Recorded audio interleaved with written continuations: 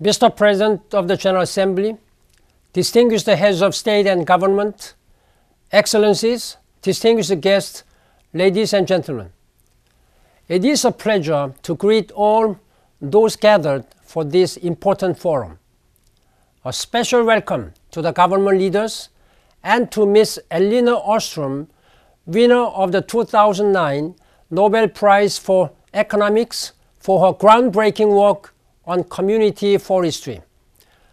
By declaring 2011 as the International Year of Forests, the United Nations General Assembly has created an important platform to educate the global community about the great value of forests and the extreme social, economic, and environmental cost of losing them.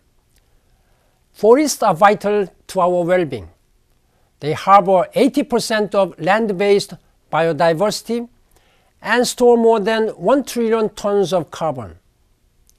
Greenhouse gas emissions from deforestation account for more than those by the world's entire transportation sector.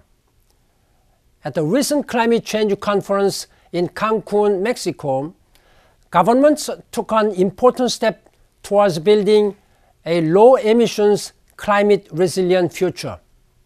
The balanced package of measures on which they agreed included progress on the conservation and sustainable management of forests.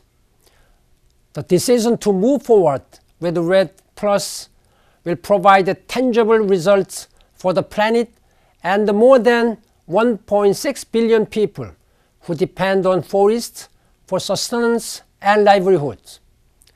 Let us build on this promising initiative so that present and future generations continue to benefit from the rich diversity of forests.